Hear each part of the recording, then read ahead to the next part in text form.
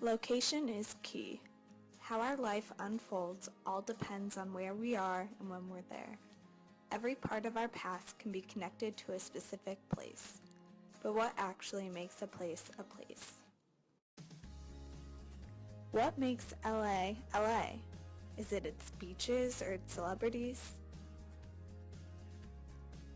Or, what about Paris? Is it the landmarks or the food? From a general perspective, what makes a place are its attributes. Its location, its appearance, its beaches and celebrities and landmarks and food. A place's attributes are the things that the place is generally known for or recognized by.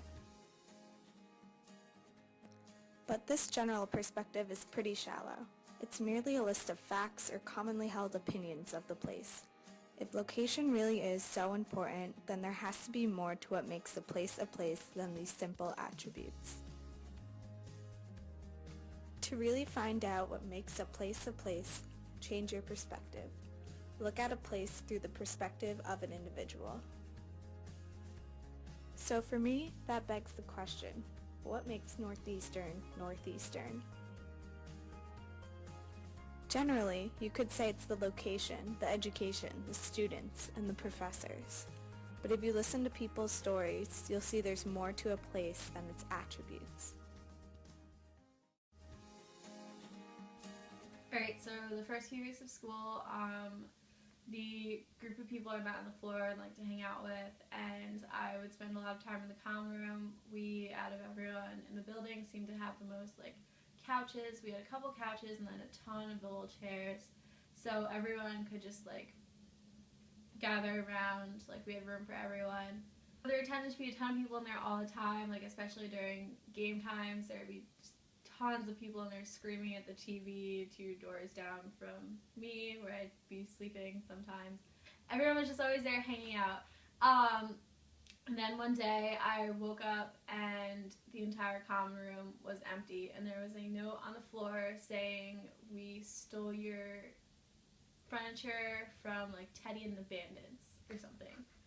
And that was our only clue as to where all of our furniture went. And of course, everyone on the floor tried to band together and steal back our furniture. But our RA sent out an email to everyone not to start a war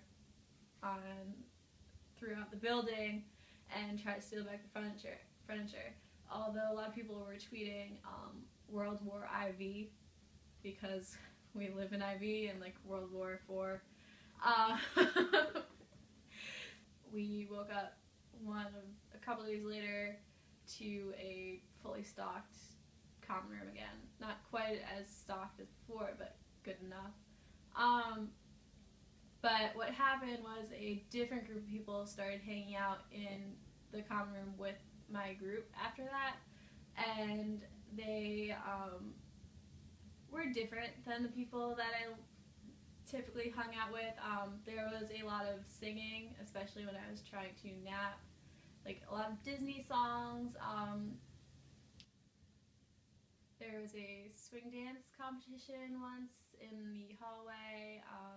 It was just a very creative way of spending your time. So my group of friends started to hang out in people's rooms instead. So like I have a single, so a lot of times we would come in here because I don't have a roommate that we can bother. Another of my friends has a double without a roommate, so he has effectively the same thing as me, but just with more space. So like we just kind of alternate rooms now, just kind of move around, hang out wherever is most convenient at the time, and not in the common room.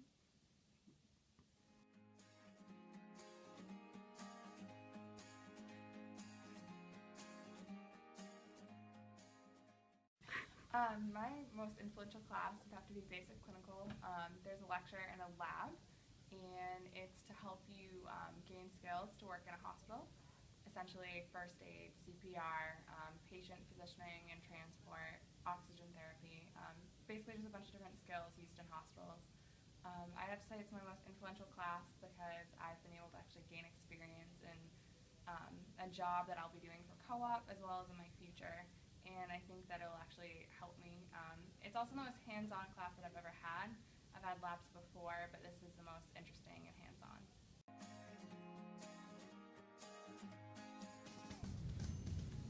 Right. So my freshman year, when I came here, I had my assigned advisor, Caitlin O'Connor, from the physical therapy department, and she just made every student feel like there's someone at the university that actually cared about them. So as a freshman, I always felt like my professors didn't care if I came to class or I didn't go to class, or if I got an A or if I got an F. Like, nobody really cared. But my advisor made it really clear that she really cared that we succeeded, and not just like academically, but in every area of our life. So when I was having problems with my roommate, I could talk to her about it. When I was having problems in class, she could talk to me about it. And I even decided to switch my major from physical therapy to communications. And so she's technically not my advisor anymore, but I still talk to her and ask her for advice because she genuinely cares about how I'm doing.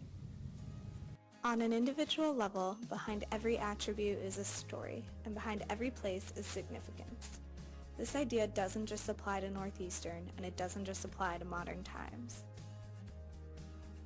To the general public, Walden Pond is a place made famous by Thoreau's writing. But as far as the place goes, it's simply a cabin in a forest near a pond. But to Thoreau, Walden Pond meant everything for 2 years of his life. To the general public, the Old North Church is a historic building made famous by its role in Revolutionary history. But to Paul Revere, it was a beacon, a sign that led him to successfully execute his crucial and famous midnight ride.